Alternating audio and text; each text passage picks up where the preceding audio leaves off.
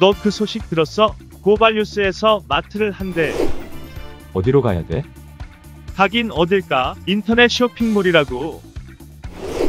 포털에서 고발마트를 검색해봐. 어마어마하게 많은 제품들이 은하계 최저가로 공급되고 있어. 고발마트 함께 해주시면 정말 감사하겠습니다. 고발마트에서 만나요. 하나, 둘, 셋. 가짜뉴스. 아, 죄송합니다. 일부러 웃기려고 그러신 거죠? 네. 자, 웃기실 준비가 된 박지희 씨와 함께합니다. 웃기는 뉴스. 아, 제목 가지고 웃겨버리십니다. 자, 요거 한번 볼까요? 가세요. 중앙일보인데 네. 가세현이 엑스맨이야 하하하 이러면서 윤호중 위원장의 문장군 방에서 웃음이 새어나왔다. 네. 웃음이 새어나온 게 단독이야. 센터신문. 응? 윤석열과 홍석현 밤새 스타리나의 노래 폭탄주 부르면서 웃음이 새어나왔다. 나도 기사 그렇게 쓸 걸 그랬다. 단독 그러면서. 응? 자, 이름이 심새롬.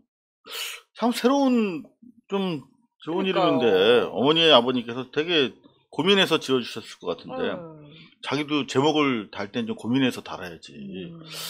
응? 자, 이러면서 이제 것도 마음에 안 드나 봐요. 그러니까 울어야 되냐고. 응?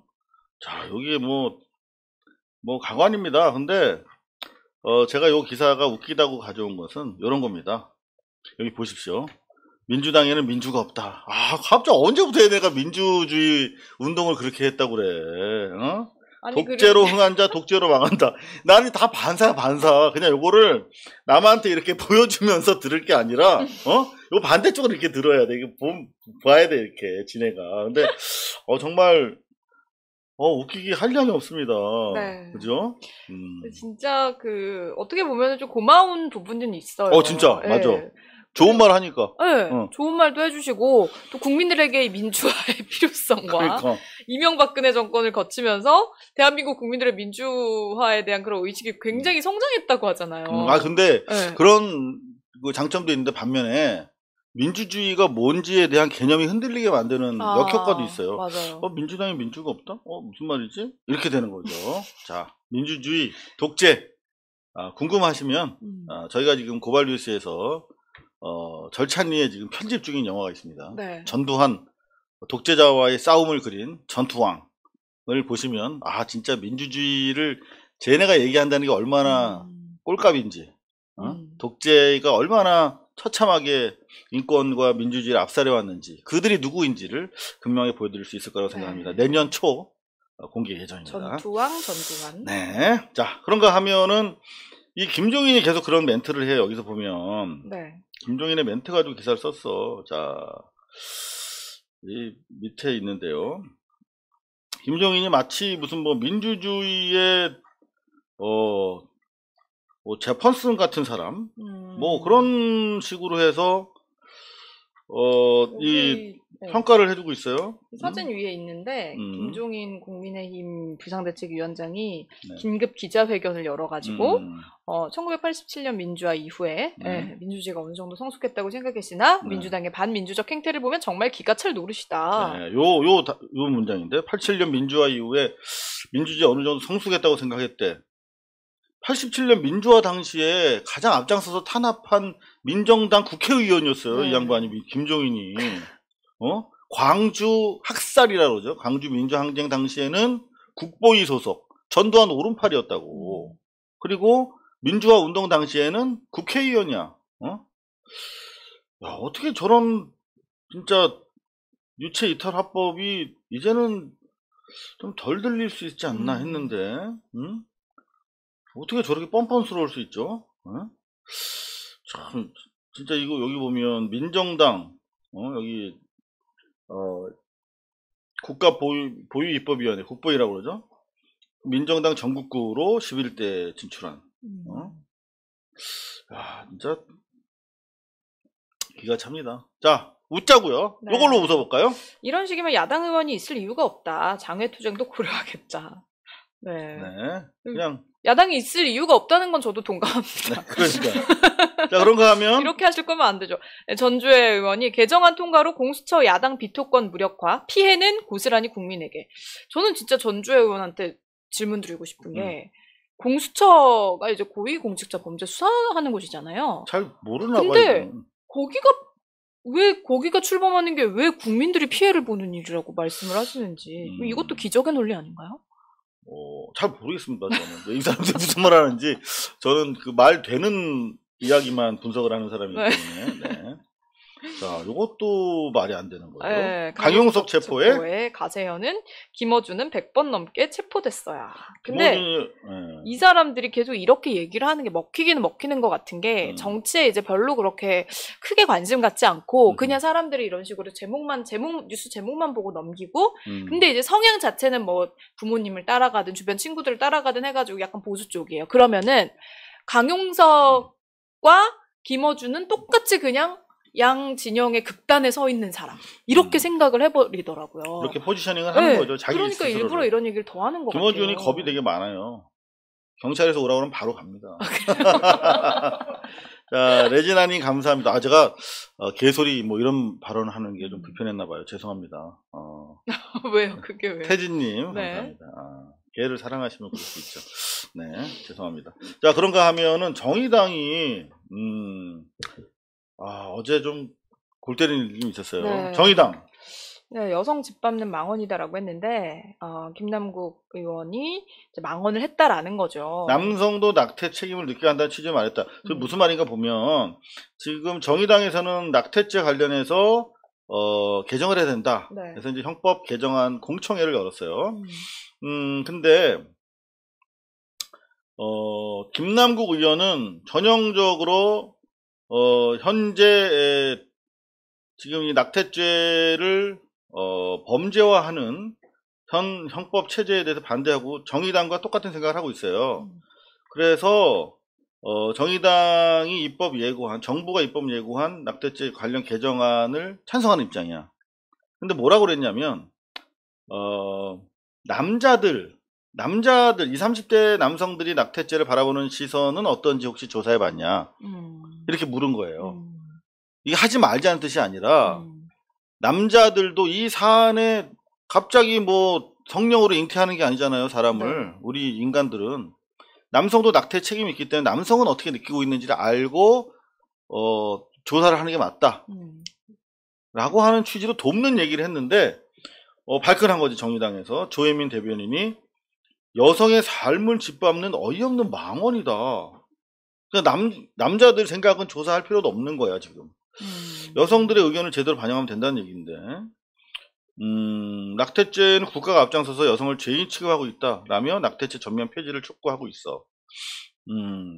그리고 김 의원이 이제 황당하죠. 네. 자기는 이 폐지를 위해서 남자들도 책임을 져야 되는 일 당사자들이기 때문에 그들의 동참을 이끌어내기 위한 그런 방법이 필요하다는 취지로 물어본 거죠. 연구하라고. 질문한 사람의 의도를 완전히 왜곡했다. 조선일보가 뭐가 다르냐. 남성도 낙태를 같이 책임져야 될 문제라는 것. 남성의 정부 법안에 대한 평가를 물은 거야. 그러면서 이게 남성도 심각한 책임을 느껴야 되는 문제다라고 생각돼서 말한 것이다. 이렇게 얘기를 하는 거죠. 근데 이게 사실 뭐 어느 한쪽에게만 이 결정권을 줘야 한다라고 이제 100% 여성에게 결정권이 있어야 된다라고 얘기를 하기도 애매하고 그렇지 않다라고 얘기를 하기도 애매한 게 뭐냐면은 이 부분에 있어서 뭐 결혼한 사람이라든지 결혼하지 않은 사람이라든지 이 부분에 대해서도 이게 갈릴 수가 있고 여러 가지 시각이나 의견이 있을 수 있는 거기 때문에 뭐 이런 문제이든 아니든 간에 뭐 남녀 간의 문제가 아니라 그냥 여러 시각을 좀 들어보는 것도 전 중요하다고 생각을 하거든요. 근데 이런 부분에 있어서는 무조건 여자들이 우선시 돼야 되고 여자들이 중심이 되어가지고 남자들 필요 없어. 이렇게 뭔가 하는 것 자체가 더 뭔가 이 사회를 반으로 나누는 게 아닌가라는 생각을 저도 하긴 했어요. 그러니까 뭐 여성의 자기결정권을 강화하는 취지로 법 개정이 이루어져야 된다는데 다 찬성을 하는데 네네네. 자꾸 남성을 적대시할 것이 아니라 네. 함께 여성의 인권을 고양시키는데 과거에 운동사회에서 박원순 변호사가 그랬던 것처럼 같이 좀 친구로 만들어서 여성 인권이 상향되면 남성 인권도 같이 상향되는 구조로 전반적으로 나아지는 구조로 가야 되는데 조금 배타적인 발언이 자꾸 나오는 게 좀 신경이 쓰입니다. 자, 정의당의 요 발언이 또 얘기가 됐어요. 공수처 관련해서 힘으로 밀어붙이는 것이 납득이 안 된다? 그러면은 뭐 10년이고 20년이고 계속 기다려줍니까? 기본적으로 이게 힘으로 뭐 빠루라든가 뭐 장도리를 쓰지 않았잖아요. 네. 국민이 준 표결 권한을 행사한 건데 그걸 힘이라고, 물론 뭐 피플스 파워라고 부를 수 있겠네요. 힘이라고 번역하지 말고 전기라고도 번역할 수 있잖아. 그럼 자, 무슨 말씀이냐면 정의당에서 논평을 냈어요. 더구나 수석 대변인이 냈기 때문에, 정호진 수석 대변인, 상당히 정의당의 깊은 생각이 반영됐다라고 보는데, 이 강행 처리가 잘못됐다, 이런 취지로 마치 시한을 정해놓은 듯 속전속결로 처리하고 있다. 아니 지금 몇 개월이 법정 시한을 넘어섰잖아요. 그러면 서둘러서 입법해야 되는 것이 당연한데 정의당은 너무나 만사태평한 거 아닌가. 마치 이 젠더 문제와 관련해서만 존재하는 그런 정당은 아니잖아요. 젠더 문제도 중요합니다만 자꾸 좀 정의당이 과연 옛날 그 정의당인지 낯설게 느껴지는 분들이 많은 것 같아요. 자, 요거 한번 또 볼까요? 네, 26억 반포의 전세에 살고 계시는 이혜훈 전 의원이 집주인 전화에 밥이 안 넘어간다라는 얘기를 했던 게 밝혀져가지고 또 논란이 되고 있네요. 말이 안 나와요. 혹시 전세 26억이세요? 26억이면은 경기도 쪽에 가면 운동장 있는 집을 저택을 지어놓고 살 수 있고. 왜 이게 반포 전세가 왜 문제냐면 이 서초동인가 있잖아요. 네. 반포 레미안. 구태 여기 이제 살아야 되는 이유가 있을 수 있어요. 응? 근데 이거는 정말 어려운 세입자 들의 입장에서 보면은 정말 공감하기 어려운, 화나는 그런 얘기잖아요. 집주인 전화에 밥 안 넘어간다. 그래서 제가 얼마나 이혜훈 의원이 심각하게 하우스 푸어일 수도 있으니까 어쩔 수 없이 지역구에 살아야 되는데 전세금이 26억이야. 통장에 진짜 100원 한 장 없어. 그럴 수도 있잖아요. 그래서 제가 재산관계를 조사해 봤습니다. 네. 진짜 여러분과 함께 웃음의 바다로 안내해 드리도록 하겠습니다. 600페이지를 열어보겠습니다. 국회 공보 3월에 발표된 내용입니다. 그러니까 한 9개월 지났으니까 또 차이가 있을 수 있어요. 500페이지로 가면 이혜훈님의 재산 상황이 나옵니다. 기대해도 좋습니다. 자, 이혜훈님, 이 동섭이 나오네. 600페이지군요. 제가 미쳤나 봅니다. 600페이지로 가겠습니다. 26억짜리 사는데 돈이 없을 수 있어요. 그죠? 여기 보겠습니다. 이혜훈. 네. 아파트 임차권, 반포동 레미안 퍼스티지 건물 22억이었는데 26억으로 전세금이 올랐어요. 인정. 4억 올려주느라고 힘들었겠네. 전세금 어디 가는 돈 아니잖아. 자기 돈이잖아. 자, 그러면 당장 통장에 얼마 있나 볼까요? 예금 본인 10억 6천만 원 있어요. 통장에. 네. 그리고 그 시점에 7억 6천으로 좀 줄긴 했는데 여하튼 10억 가까이 있다가 8억 정도 있잖아. 그럼 나가라 그러면 그냥 그냥 나가면 되는 거잖아요. 아니, 그리고 이 정도 전세금이면은 근처에 또 다른 아파트 더 저렴한 데도 사도 되지. 강남에서. 그리고 배우자는 10억에서 10억 8천 있어 지금. 계좌에. 그러니까 둘이 합쳐서 18억이 넘는 돈이 있어요. 통장에, 난 진짜 이런 사람들이 있구나. 그러니까 얼마나 국민들이 개돼지처럼 보이겠어. 통장에 한 20억 있는데, 전세 그냥 일종의 액션이지. 나 전세 산다고, 전세 코스프레 하려고 26억 전세 살면서 통장에 한 20억 있고. 또 봤어요. 그랬더니 장남, 삼남, 차남, 아들 셋이 있는데 다 3억 5천, 한 1억, 2억씩 있어요. 자식들도 다 돈이 있고. 그런 거 하면은 상가도 있어, 상가. 네. 상가가 여기에 지금 거의 한 3억 정도 되는 그러니까 상가들인데. 3개 층을 가지고 있는 거죠. 3개 홀을 가지고 있는 거죠. 그러네요. 그러면 여기 공시지가로 한 3억 정도면 현재 거래가는 한 더블 될 거란 말이에요. 그럼 여기서 그냥 상가에 가서 살아도 되잖아. 나 물 나오고. 야, 근데 전화 오면은 뭐라고요? 전화 오면은 밥이 안 넘어간다고? 고기밖에 안 넘어가나? 나도 요새 쌀 잘 안 먹어. 탄수화물 먹으면 살찐다 그래가지고. 아, 황제 다이어트 하는구나. 저탄 고지? 네, 저탄고지. 저탄고지 하시는구나. 아니, 근데 사실 진짜 전세 26억이면은 웬만한 사람들이 로또 당첨돼도 여기 못 살아요, 전세로. 그러니까요. 네. 조금 기왕에 제 생각에 좀만 더 알아보면 네. 자동차 자동차 감가상각에도 5천만 원 넘는 차 K9 갖고 계시고 타시면 뭐 좋네요. K3 캠리 그리고 장남이 이제 벤츠 갖고 있고요. 벤츠 정도는 타야죠. 벤츠가 여기 3억 5천인 건가요? 가격이? 3,500. 3,500. 벤츠가 어떻게 3,500? 미국에 거주하고 미국에서는 좀 작은 벤츠. 2000cc 정도면 이 정도 벤츠 타줘야죠. 네. 엄마가 국회의원인데 예금이 있고 그렇게 해서 한 60억 정도 가지고 있습니다. 근데 전화 오면 밥이 안 나옵니다. 고기 먹어야 되니까. 네. 160억을 갖고 싶은데 네. 60억밖에 없어. 그럼 있으면 있을수록 사실 더 갖고 싶은 게 물욕입니다. 네. 네. 아무 필요 없잖아요, 사실. 자, 그런가 하면은 요거 어제 잠시 또 한때 우리를 즐겁게 해줬던 강용석 어제 긴급 체포됐는데 고상만이라는 이름이 갑자기 검색어에 떴어요. 그래가지고 보니까 강용석이 체포됐는데 강용석이 체포된 사실을 고상만이 보도했다. 또 제가 아는 고상만이라는 사람은 요 책 쓰신 분이거든요. 2년. 제가 요즘에 읽고 있는 3권의 책입니다. 제보자 X, 죄수와 검사, 이렇게 하면 카메라에 잘 잡힐까요? 그리고 내가 검찰을 떠난 이유.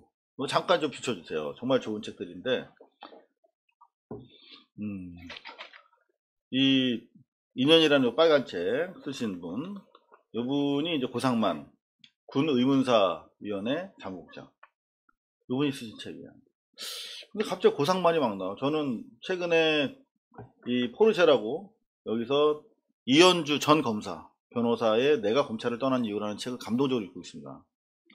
정말 제가 검찰 취재하면서 알고 있던 검찰보다 훨씬 더 어떻게 해먹는지 그야말로 낱낱이 검찰 개혁을 위한 교과서. 그리고 제보자 X 죄수와 검사라고 요 양반 이오화라는 가명을 쓰시는 분인데 이제 요 양반이 제보자 X로 알려요. 네. 제가 알던 제보자 X가 이런 분인지 몰랐어요. 저는 훨씬 오래전부터 우리가 알고 있는 우리 사회에 만연한 특히 금융 관련 비리들을 숱하게 언론에 제보하신 분이더라고요. 한 번에 이번에 그 검언 유착과 관련해서 그 단일건을 제보한 분인 줄 알았거든요. 처음에. 네. 근데 그 이전부터 BBK 때부터 계속 제보하고 언론에 다시 드러나지 않으면서 그렇게 좋은 활동을 했던 분이더라고요. 그래서 깜짝 놀랐어요. 아, 정말 내가 무식하게 살고 있구나. 이 3권의 책을 읽고 있으면서 고상만을 계속 떠올리고 있었는데 어제 보니까 갑자기 강용석 체포된 게 고상만이 방송에서 했대. 근데 고상만 씨가 방송 안 하고 있거든요. 제가 알기로는. 이상합니다. 여기 보면은 가로 세로 알게 됐지. 요게 유일하게 제대로 보도한 언론이야. 나머진 다 고상만이라고 해서 강용석 우파 유튜버 탄압 이렇게 해서 실제로 아직도 안 고쳤네. 강용석이 조사받고 있는 사이에 김세의랑 김영호 연예기자 이렇게 같이 라이브 방송을 했었어요. 네. 요 가운데 있는 사람이 고상만이라고 자막까지 뜨고 있잖아요. 이렇게 고상만 이렇게. 그죠? 근데 확인해 보니까 이 고상만이 아니라 이 사람이 뭐 하는 사람이냐? 고릴라 상념이라고 하는 그 우파 TV를 방송하는 사람이야. 응? 그래서 고상한 브런치라고 하는 프로그램을 가로세로 연구소에서 해. 네. 가로세로 연구소의 패널인 거야, 사실상. 고릴라 상념이라고 불러. 그냥 고상. 근데 고상이라고 하는 말을 그냥 얘네가 고상만이라고 쓴 거야. 그러니까 이게 기레기들의 특징이 한 놈이 딱 오보를 하면 그대로 다 베껴 쓰잖아요. 그래가지고 하루 종일 고상만, 갑자기 도주 우려 없는데 엄연한 폭력이다 막 이러면서 강용석을 빨아주는 사람이 됐어. 고상만 씨가. 시민운동가. 고상만 씨가. 그래가지고 제가 고상만 씨 한번 전화 통화를 해보려고요. 어제 얼마나 시달렸는지.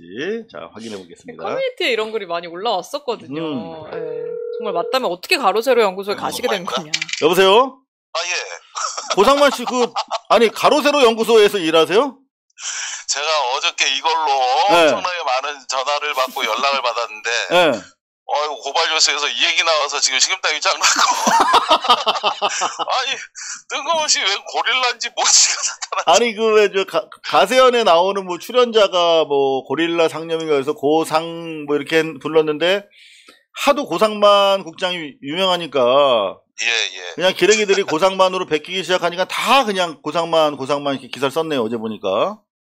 살다 보니 이런 일도 다가오고 겪는데 네. 많은 분들이 이제 연락하더라고요. 근데 제가 예전에 변희재 씨 관련해서 한번 글을 쓴 적이 있어요. 네.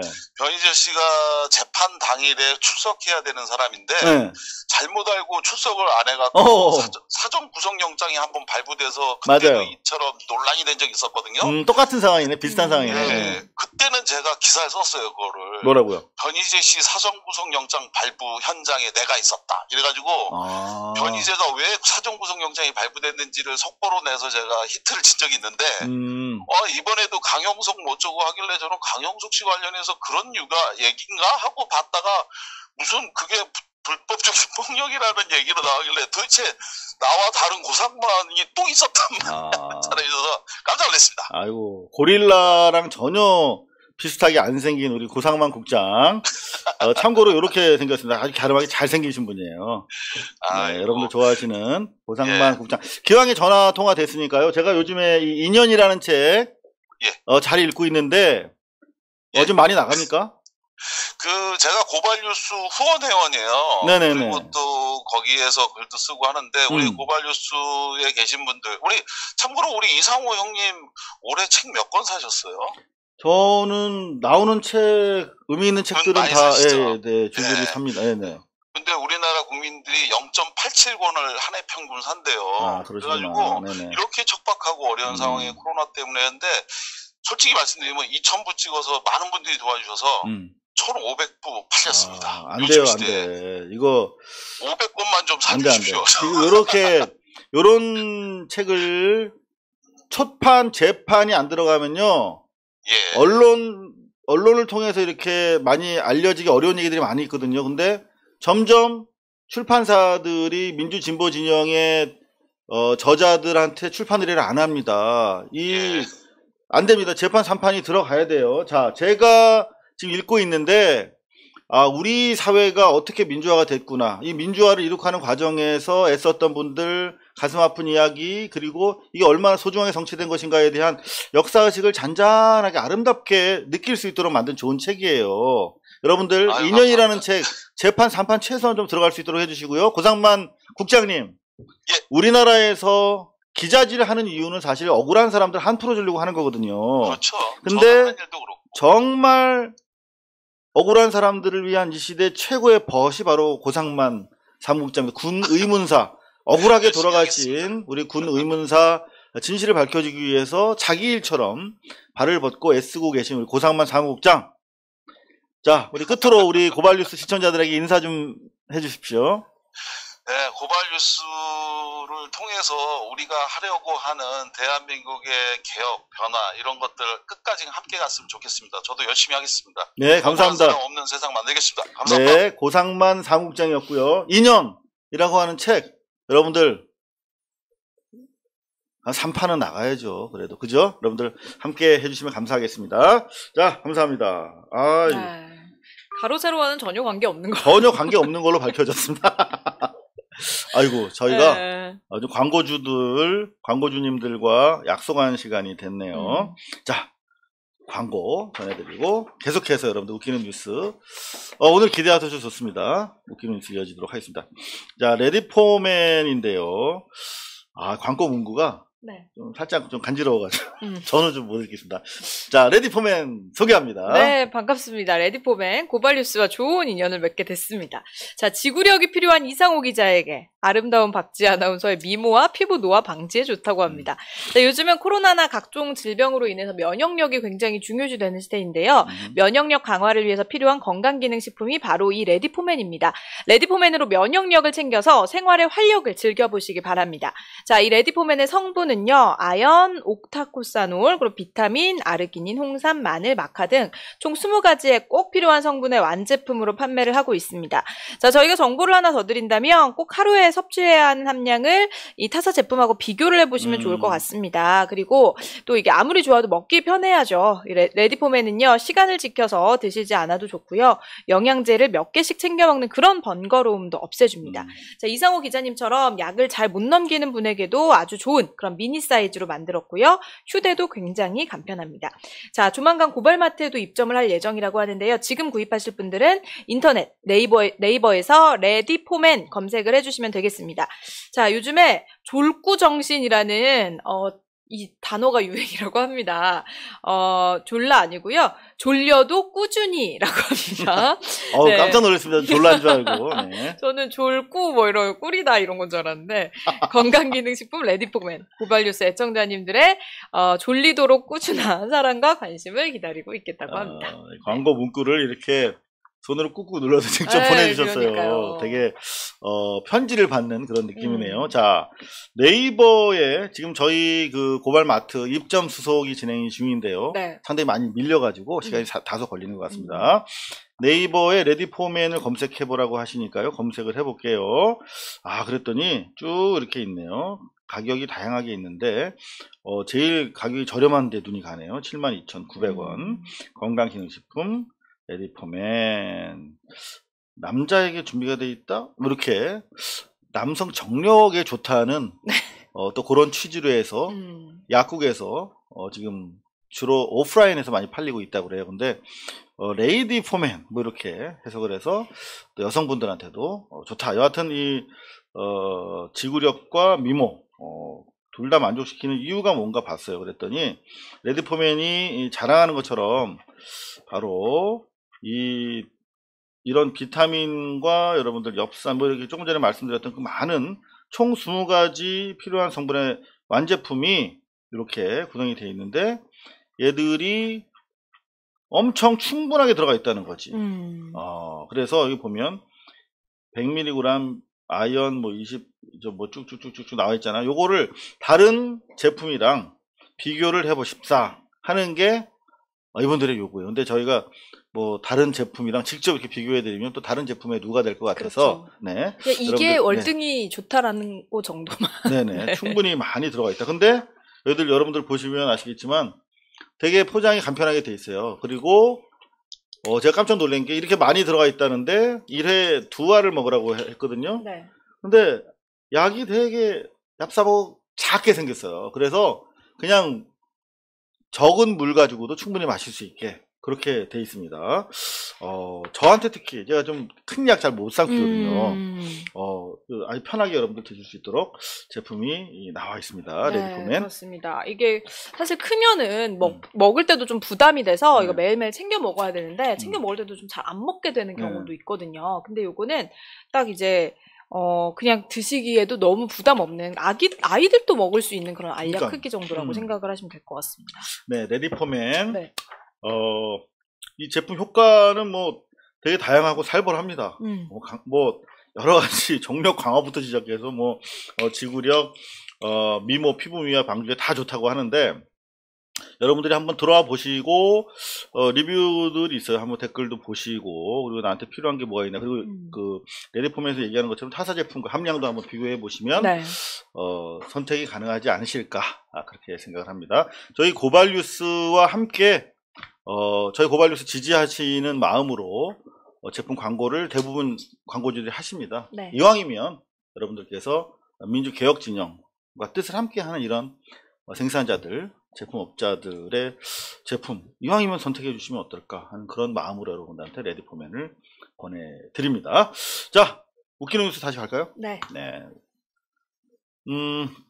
저희가 며칠 전에 문화부에서 연합뉴스에 대해서 문화부가 아닌가요? 국민권익위원회군요.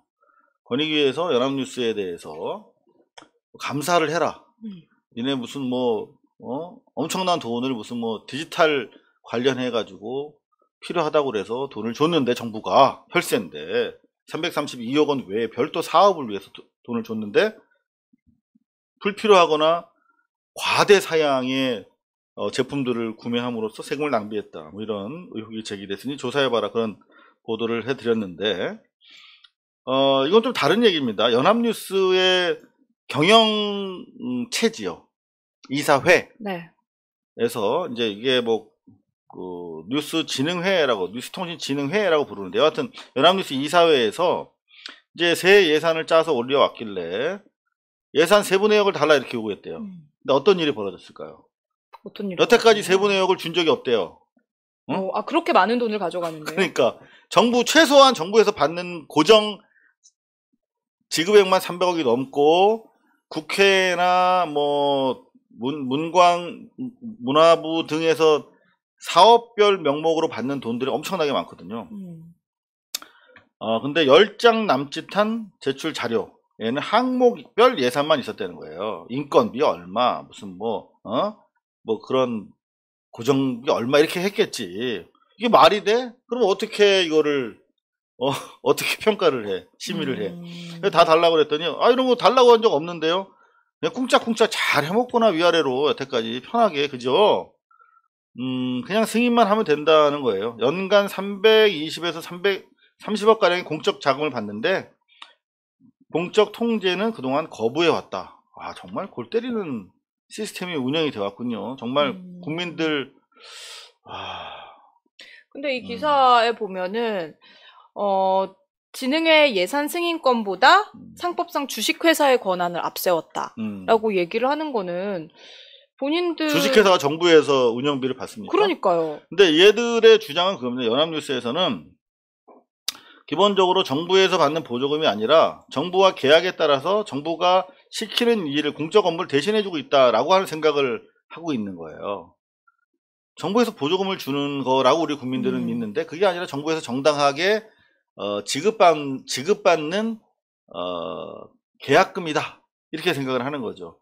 생각머리를 우리가 좀 바꿔줘야겠습니다. 네. 자, 더 들어가면은 웃기는 뉴스가 화나는 뉴스로 변합니다. 여기까지만.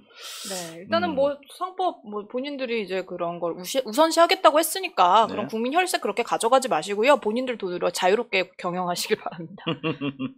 자, 이게 한때 개혁의 상징이었다가 저리톡이 이제 사실상 없어지는 수순 12월 13일 날 막방을 한다고 그래요. 두 가지 큰 문제를 지금 방송계 안팎으로 드러내고 있는데 첫 번째는 그 스태프들이 상당수인데 작가 뭐 PD 뭐 이런 분들 대부분 이제 이거를 바우처라고 부르거든요. 그러니까 그냥 정식 직원이 아니라 계약직도 아니고 뭐라 그러죠? 그냥 일회성 모이는 스태프, 영화판처럼 그렇게 사람을 굴리거든요. 그러니까 당장 이렇게 갑자기 프로그램 끝내버리면 이제 다 붕 뜨고 실업자가 되는 그런 거죠. 두 번째 문제는 이게 개혁 상징이었잖아요. 저리톡이라고 하는 게 저널리즘 토크쇼 J, 저리톡. KBS가 이제 개혁을 하는구나, 언론 개혁 차원에서 좀 의미를 두는구나라고 기대를 했는데 이게 없어져 버린다는 건 뭐냐면 개혁 의지를 이제 상실한 거대한 고철덩어리가 돼버린 거다, KBS가. 그렇게 우리가 의식을 할 수가 있어요. 이거 상당히 중요한 현상입니다. 왜냐하면 과거에 제가 MBC에 똑같은 일이 있었어요. 노무현 정부 초반에 제가 미디어 비평이라고 하는 프로그램에서 취재를 담당을 했었습니다. 근데 이때도 언론 개혁을 위해서 특히 MBC 내부에서 저항이 되게 심했어요. 왜냐하면 MBC의 보도도 까고, 그리고 MBC 기자들이 제일 사실 특혜 중에 특혜가 뭐냐면 연수 가는 거예요. 특파원 가는 것도 큰 특혜인데 그나마 특파원은 일을 하잖아. 근데 연수는 1년을 그냥 공짜로 보내주는 거야. 근데 회사에서 보내주는 게 TO가 1명 정도밖에 안 되니까 외부, 이른바 삼성 언론재단, LG, SK, 교보 이런 데서 대기업에서 보내주는, 이른바 대기업 장학생을 만들기 위해서 보내주는 연수가 있어요. 이런 거 신청해서 그동안 막 갔거든. 그러면서 이제 빨대가 되는 거예요. 근데 이거를 우리 MBC 미디어 비평에서 저희가 고발했어요. 이후에 어떻게 삼성을 비롯해서 삼성 장학생으로, 언론 대기업 장학생으로 자라나고 활용이 되고 관리되는지. 그래서 MBC에서 없앴어, 대기업 지원 연수를. 그러니까 얼마나 기자들이 저나 미디어 비평을 욕을 했겠어요. 그 전에 그냥 기사가 잘못됐다 이런 비판은 그냥 술자리에서 욕만 하더니 그런 실질적인 자기들의 특혜를 압박하고 나가니까 정말 고통스럽더라고요. 그래서 저희도 말로는 미디어 비평 없애고 나서 미디어 포커스라고 하는 프로그램으로 잠시 넘어갔다가 결국 없어졌어요. 똑같은 얘기입니다. 그러니까 언론 내부의 개혁 세력들이 이른바 기득권 세력에 의해서 침탈당하고 허물어지는 그런 과정을 제가 MBC 미디어 비평에서 그대로 겪었거든요. 그리고 이제 또 본격적으로 왕따가 시작되고, 지금 똑같은 일이 KBS에서 진행이 되는 겁니다. KBS에 대해서 우리가 일방적으로 못한다라고 할 것만 아니라 동시에 이 안에서 개혁을 하려고 하는 많은 기자 PD들이 있어요. 이 친구들을 독려해 줘야 되는데 현재로서는 그 방법이 이제 점차 사라지고 있는 거죠. 웃기는 뉴스 실패해 버렸네요. 안타까운 뉴스. 안타깝네. 네. 자, 지금까지 웃기는 뉴스였습니다. 깊이 들어가면 안 웃겨. 깊이 들어가면은 이게 더러운 모습을 볼 수밖에 없게 되기 때문에. 살짝 후벼 파다가 여러분들 아시죠? 이렇게 해야 되는데 끝까지 들어가면 사실 그때 이제 뭔가 지금 검찰들도 마찬가지고 대기업, 검찰, 언론 이렇게 셋이서 쌍을 이뤄가지고 국민들의 정말 이 등골을 빼먹는 구조, 이런 부분에 대해서 본인들도 거기에 편승하신 분들은 사실 그때 그런 연수 같은 거 없애는 거 반대하고 이랬던 1년 동안 월급을 그대로 받으면서 장학금 받고 아이들 1년 동안. 근데 그게 이제 아무런 대가성이 없다라고 보기가 힘든 구조잖아요. 포괄적인 대가. 네. 그런데 그런 부분에 대해서 그러면은 상식적으로 생각해봤을 때 이런 건 안 하는 게 맞는 건데 당분간 내 몸이 편하고 내가 좀 즐겁기 위해서 그거를 포기해버린다는 것 자체가 본인의 존재의 이유가 뭔지를 한번 생각해 볼 만도 한데 참 거기서 그렇게 뭔가 대기업의 편에 서고, 본인이 대기업을 가지고 있는 것도 아니면서 본인이 검사도 아니면서 검찰의 편에 서고 이랬던 사람들의 머릿속이 좀 궁금해요, 저는. 네, 어떤 생각을 하면 살고 있을까? 네. 어떻게 하면 저렇게 될까? 네. 저도 궁금한데 하도 많이 봐가지고 이제 좀 패턴이 익숙해져요. 그러니까 스스로 자기 부정을 계속 해야 되는데 어느 순간 사실은 태만해지잖아요. 맞아요. 그러니까 청동 거울을 계속 자화상처럼 계속 닦아야 되거든요. 그래야 자기를 보고 성찰할 수가 있어. 내가 이렇게 어느 순간 일그러졌고 내가 이렇게 화를 내고 있지? 내가 왜 이렇게 탐욕 어린 눈빛으로 세상을 바라보고 있지? 이런 반성을 계속 해야 되는데 이게 쉽지가 참 않습니다. 너무 어려워서 남 얘기는 못하겠고 그냥 저희나 똑바로 살아가겠습니다. 네. 고발뉴스는 여러분의 자발적 후원에 힘입어 운영되는 대한매체입니다. 자본과 외압에 흔들리지 않는 언론으로 키워주십시오. 후원 신청은 지금 고발뉴스닷컴에서 접수 중입니다. 여러분의 많은 참여를 부탁드립니다. 감사합니다.